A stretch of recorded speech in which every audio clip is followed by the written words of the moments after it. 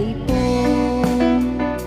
நிந்தை சுமப்பேனும் சந்தோஷம் கொள்வோம்.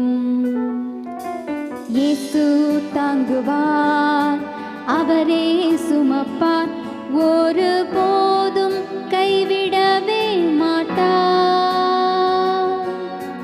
இயேசு தாங்குவார்,